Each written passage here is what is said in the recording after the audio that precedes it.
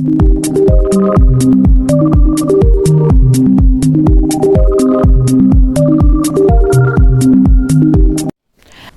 welcome back everyone. We are doing chapter number 1, that is structural change of your book 2 sociology class 12th. So now in this video we will continue with our next topic, that is T plantations. ठीक है, tea plantation बहुत ही important topic है इस chapter में. ये basically 4 marks के लिए पूछा जा सकता है. ठीक है, सो आपको ये टॉपिक अच्छे से पता होना चाहिए, आपकी यहाँ पर कंसेप्चुअल अंडरस्टैंडिंग अच्छी होनी चाहिए. So without wasting the time let's start with T plantations. ठीक है, अब टी प्लांटेशंस बेसिकली आसाम में स्टार्ट किया गया ब्रिटिशर्स के द्वारा. अब असम ही क्यों एक रीजन था लिया गया, उनके द्वारा क्यों असम को ही चुना गया? बिकॉज असम में क्या था उस टाइम की ज़्यादा रेनफॉल होती थी. ठीक है, एंड टी को चाहिए अच्छी खासी रेनफॉल, राइट. अब यहाँ पर एक डिसएडवांटेज ये थी कि असम की पॉपुलेशन ज़्यादा नहीं थी, राइट. वहाँ पर लोग ज़्यादा नहीं रहते थे एंड इसीलिए एडजॉइनिंग स्टेट से लोगों को बुलाया गया to work as a labour. ठीक है, तो ये तो बात होगी असम की. ठीक है, टी प्लांटेशंस की हमने यहाँ पर बात की. ठीक है, कि it was ideal for tea plantation. Why? Because due to rain. ठीक है, वहाँ पर रेन ज़्यादा होती थी. डिसएडवांटेज में हमने देख लिया कि लो पॉपुलेशन इन असम. ठीक है, people from adjoining states moved there. ठीक है, टू वर्क एज लेबर. अब बात करते हैं कि लाइफ ऑफ लेबरर्स की कैसे उनकी लाइफ थी. अब आप देखोगे अगर पास्ट ईयर पेपर्स में लास्ट 10 इयर्स में, सो लाइफ ऑफ लेबरर्स के ऊपर हमेशा लाइक इसमें 2-3 पॉइंट्स रहते हैं हमेशा.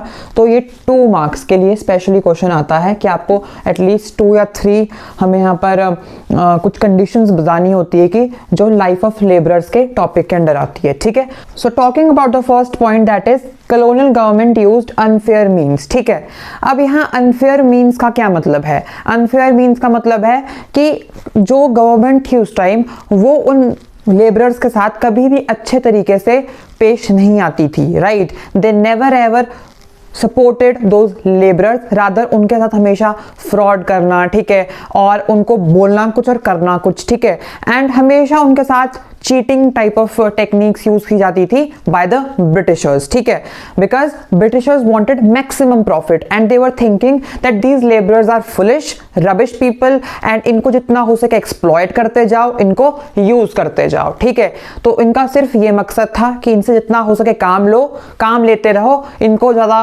इनको फीड करना या फिर इनको वेजेस देना या फिर इनके साथ अच्छा व्यवहार करना, इसकी कोई ज़रूरत नहीं है. ठीक है, तो therefore Britishers used unfair means. ठीक है, विद द लेबरर्स. एंड वो हमेशा ब्रिटिशर्स प्लांटर्स, ठीक है, टी प्लांटर्स को सपोर्ट करते थे. टी प्लांटर्स कौन थे? जो बेसिकली उन टी प्लांटेशंस के जो बगीचे थे वहां पर, ठीक है, ऑर्चर्ड्स थे, उनको ओन करते थे, उनके ओनर्स. ठीक है, सो उनको ही सपोर्ट किया जाता था एंड मैक्सिमम उनमें से खुद ही ब्रिटिशर्स थे जो उन ऑर्चर्ड्स को ओन करते थे. ठीक है, उसके बाद नेक्स्ट पॉइंट है नॉट गिवन बेसिक राइट्स. ठीक है, अब एक इंसान अगर एक जगह पे रह रहा है तो उसको कुछ बेसिक एमिनिटीज, कुछ बेसिक राइट्स होते हैं जो दिए जाते हैं, like food, shelter, water, clothing. ठीक है, एंड ऑल अदर रिक्वायरमेंट्स. ठीक है, जो डेली लाइफ में यूज होती है. बट उस टाइम उन लेबरर्स को वो चीज़ें भी प्रोवाइड नहीं की जाती थी. उसके बाद harsh weather condition caused diseases. ठीक है, अब क्या होता है कि जब हम एक रीजन से दूसरे रीजन में जाते हैं तो दूसरे रीजन का जो वेदर होता है वो हमेशा चेंज होता है. ठीक है, and we are not like कि हम इजीली उसको अडेप्ट कर ले. अगर मैं आपको बताऊं, जैसे I am from north India. ठीक है, अगर मैं साउथ इंडिया में जाऊं so it's not possible for me कि मैं अगले दिन ही उस एनवायरनमेंट को, उस वेदर को अडेप्ट कर लूं. ठीक है, तो हम अगर एक रीजन में जाते तो हमें कुछ टाइम लगता है अडेप्ट करने में. वहाँ का जो ऑरा है, वहाँ का इन्वायरमेंट है, वहाँ का वेदर है. ठीक है, सो देयरफॉर लेबरर्स की यहाँ बात की जाए तो लेबरर्स को बहुत ज़्यादा दिक्कत का सामना करना पड़ा because they came from different states. ठीक है, एंड उनकी स्टेट में अलग वेदर कंडीशन थी एंड असम की अलग थी. ठीक है, it was very harsh cold weather था. ठीक है, एंड दैट्स वाई वो इजिली उसको अडेप्ट नहीं कर पाए एंड इसी वजह से वहाँ पर उनको बहुत ज़्यादा डिजीजेस का सामना करना पड़ा. ठीक है, कुछ लोगों को फ्लू हो गया, इन्फ्लुएंजा, ठीक है, इस टाइप की डिजीज होने लगी, ठीक है, and that was very very pathetic for those people who were living around them, ठीक है। उसके बाद नेक्स्ट है आपका कल्चरल शॉक, ठीक है। अब कल्चरल शॉक का मतलब क्या होता है? देखो, जब भी एक इंसान दूसरी जगह जाता है तो उसका कल्चर हमेशा चेंज होता है। नाउ एक बहुत बेसिक सा एग्जांपल दूं आप लोगों को, तो जैसे कि मैक्सिमम स्टूडेंट्स वांट कि हम +2 करने के बाद एक अच्छे कॉलेज में एडमिशन ले, ठीक है, एक अच्छी यूनिवर्सिटी में एडमिशन ले, या फिर हायर स्टडीज़ के लिए एक स्टूडेंट का हमेशा एक ड्रीम रहता है कि वो दूसरी स्टेट में जाए, ठीक है, और वहाँ पर अच्छे से पढ़ाई करे, ठीक है। अब दूसरी स्टेट यहाँ पर मेरा मतलब है कि दिल्ली, बिकॉज दिल्ली में ही maximum people all around India आते हैं। DU का अगर एग्जाम्पल ले लो आप यहाँ पर, तो क्या होता है कि हमें वहाँ पर एक बहुत ज़्यादा डाइवर्सिटी देखने को मिलती है, because from many many states, ठीक है, people students come and they interact with each other, we explore so much. तो क्या होता है कि एक कल्चर में एक्सचेंज आता है, ठीक है, we exchange our cultural values, ठीक है। सो जब हम दूसरी स्टेट में जाते हैं तो हमें थोड़ी एडजस्टमेंट की ज़रूरत होती है, right. We take time for adjusting ourselves with the new cultural pattern, ठीक है।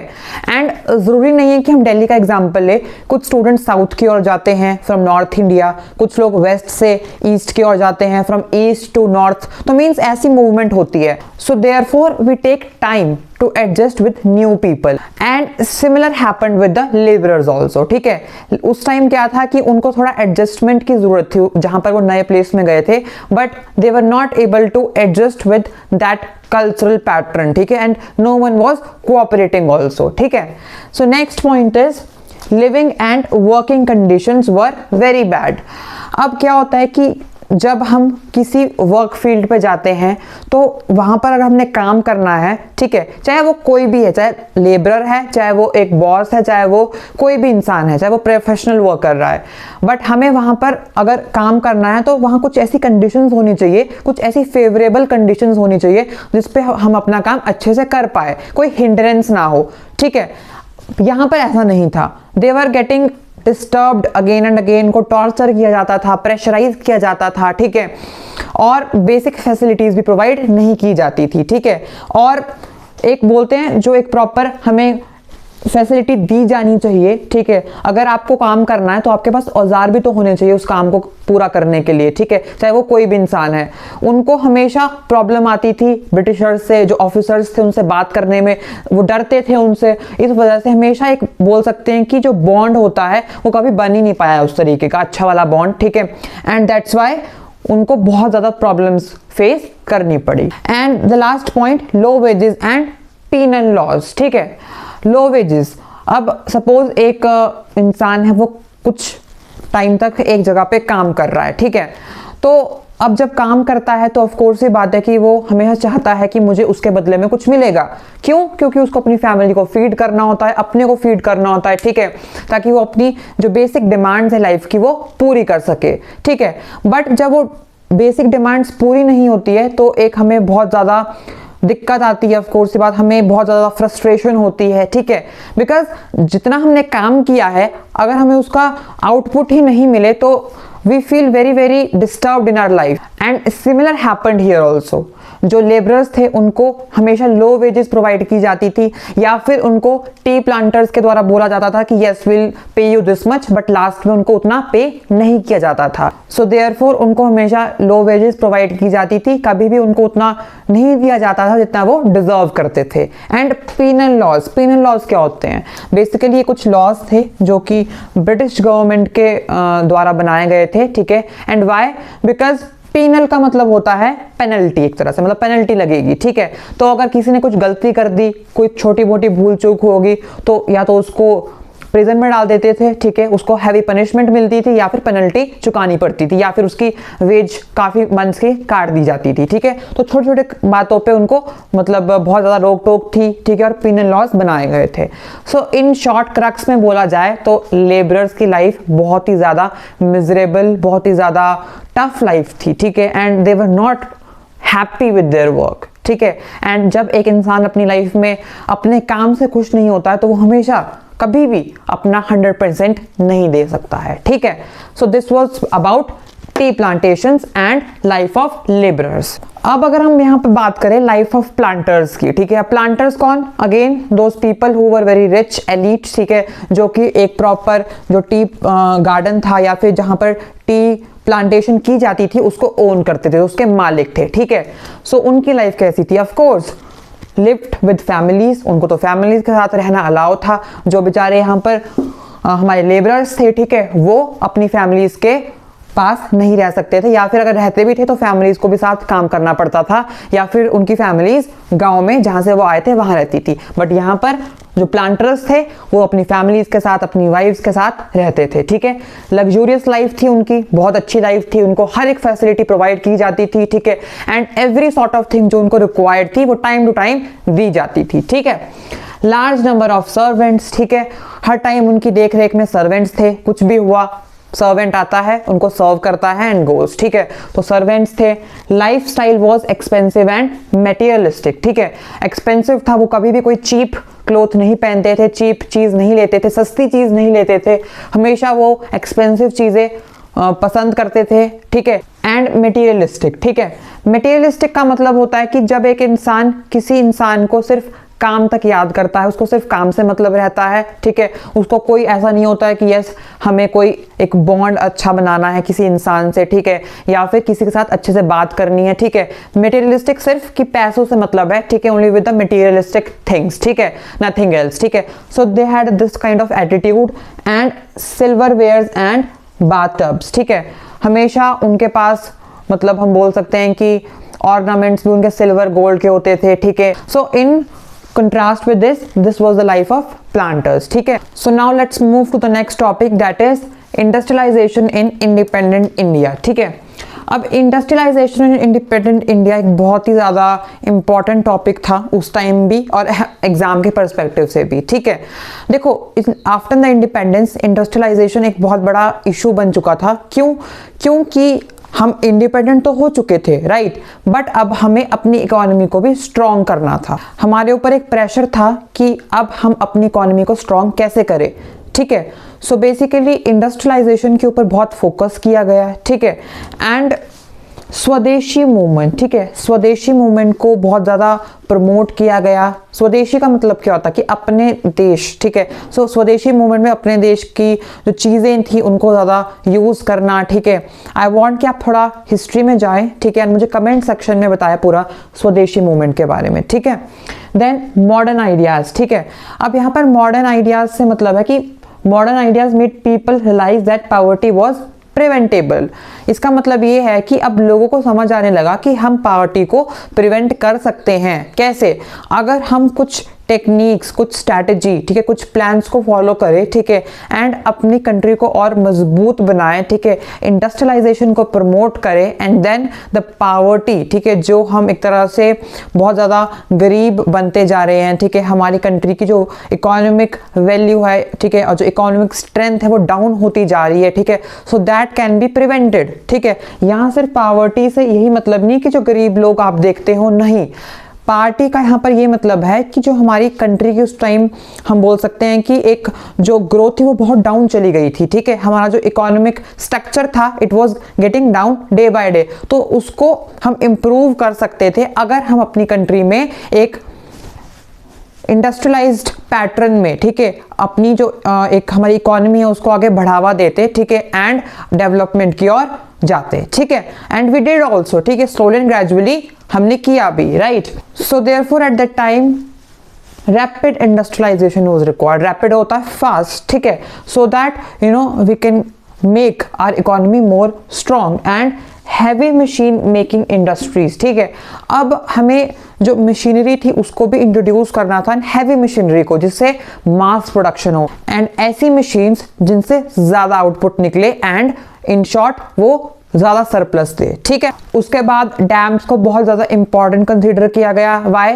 बिकॉज फ्लड कंट्रोल के लिए, इरिगेशन, इलेक्ट्रिसिटी, एम्प्लॉयमेंट, ठीक है, तो दीज बेनिफिट्स, ठीक है, डैम वर प्रोवाइडिंग, ठीक है। वो अलग बात है कि आज की डेट में हम टेक्नोलॉजी के ऊपर इतना डिपेंड हो चुके हैं कि हम हाइड्रो इलेक्ट्रिसिटी पावर प्लांट्स, ठीक है, डैम्स इतने ज़्यादा कंस्ट्रक्ट हो गए हैं कि उससे अब हमारी नेचर के ऊपर भी बहुत बड़ा इफेक्ट पड़ रहा है, ठीक है। सो वो ठीक नहीं है, बट या किसी भी चीज़ का लिमिटेड मैनर में यूज़ करना इज एक्चुअली गुड, ठीक है। सो ओवर जब किसी चीज़ का होता है, एक्सेसिव यूज़ होता है, then you know it is not good for the nature also and for us also, ठीक है। सो बेसिकली डैम्स को यहाँ पर बहुत इंपॉर्टेंट कंसीडर किया गया, ठीक है। एंड इसीलिए उस टाइम जवाहरलाल नेहरू ने भी ये स्टेटमेंट दी that dams are the temples of modern India, ठीक है। तो ये आपको क्वेश्चन में भी आ सकता है 1 मार्क्स के लिए, ठीक है, कि हु गिवन द स्टेटमेंट, ठीक है। एंड उसके बाद आप देखें कि जो बाखड़ा नंगल डैम है जो कि हिमाचल प्रदेश में डिस्ट्रिक्ट बिलासपुर में आता है, ठीक है, इट वाज आल्सो कंस्ट्रक्टेड, ठीक है। And if you really go to that place, ठीक है, Bilaspur in Himachal Pradesh, you'll see that how it is constructed, ठीक है, how the way it is designed, जो उसका पैटर्न है कंस्ट्रक्शन का, दैट्स वेरी यूनिक। उसके बाद बात करते हैं नेशनल प्लानिंग कमीशन की, ठीक है। अब आपने मुझे बताना है कि नेशनल प्लानिंग कमेटी को कब सेटअप किया गया था, ठीक है। Write the answer in the chat box. बात करें इसके चेयरमैन की, तो chairman was Pandit Jawaharlal Nehru. Chief editor या जनरल एडिटर की बात की जाए तो वो केटी शाह थे, and it was set up by Indian National Congress. And now the major areas on which committee focused were, आप देख सकते हैं कि एग्रीकल्चर पे, इंडस्ट्रीज, ठीक है, लेबर एंड पॉपुलेशन पे किया गया, एक्सचेंज एंड फाइनेंस, ठीक है, उसके बाद transport and communication, health and housing, ठीक है, देन जर्नल एंड टेक्नोलॉजी, ठीक है, उसके बाद women's role in plan economy, ठीक है, because women were also very very important, का रोल ज़्यादा इंपॉर्टेंट था इकोनॉमी की अपलिफ्टमेंट में। It was not only the man but women also, ठीक है, इक्वल पार्टिसिपेशन। सो इन चीज़ों के ऊपर इस कमेटी ने फोकस किया, ठीक है, राइट। सो आप इसको आंसर में फ्रेम कर सकते हैं। अब हम बात करते हैं अर्बनाइजेशन इन इंडिपेंडेंट इंडिया, ठीक है। Before starting the topic, I want to give you one question, that is features of industrial society। ये आपको mention करना है, अपनी assignment में लिख लीजिए, ठीक है, as a question, ठीक है। For 2 markers it can come। Now increase in population, the first point। Increase in population का मतलब यहाँ पर क्या हुआ? अब urbanization का ही मतलब होता है कि when people from rural areas migrate to urban areas in search of job opportunities for basic facilities, education, medical facilities, ठीक है, health and etc, ठीक है। सो इससे क्या होता है कि जब लोग फ्रॉम रूरल एरिया से अर्बन एरिया में जाते हैं तो अर्बन एरियाज की पॉपुलेशन इंक्रीज होती है, एक ड्रास्टिक चेंज आता है, ठीक है, which is coming day by day, right. And उससे ही मैंने आपको बताया एक टर्म आती है बस migration, when people move from one place to another in search of job और medical facilities, education and other basic facilities, ठीक है। सो एग्जाम्पल के तौर पे जैसे आप देख सकते हैं कि मेट्रोपॉलिटन सिटीज मुंबई, दिल्ली, कोलकाता, चेन्नई, ठीक है, तो इनकी population day by day increase हो रही है। एंड उससे क्या होता है कि एक बर्डन आ जाता है, ठीक है, सिटी के ऊपर, एंड उससे क्या होता है कि जो फैसिलिटीज होती है वो फिर इक्वली डिस्ट्रीब्यूट नहीं हो पाती है लोगों के अंदर, ठीक है। उसके बाद आपको बताना है कि मेट्रोपोलिस एंड मेगापोलिस क्या है, ठीक है, राइट दिस क्वेश्चन ऑल्सो, ठीक है, डेफिनेशंस में आ सकता है 2 मार्कर के लिए, ठीक है। Then will discuss in the assignment discussion video जब हम इंपॉर्टेंट क्वेश्चंस डिस्कस करेंगे, ठीक है। So very important, metropolis and megapolis, ठीक है। एंड माइग्रेशन की डेफिनेशन भी आप लिख सकते हैं। एंड अर्बनाइजेशन मैंने आपको बता दिया, सो अर्बनाइजेशन की डेफिनेशन भी आपने नोट डाउन करनी है, ठीक है। स्ट्रक्चरल चेंजेस, जो चैप्टर स्ट्रक्चरल चेंजेस है मतलब कि changes in the social relationship, ठीक है। So this also you can write in your definition, right? So this is your urbanization in independent India.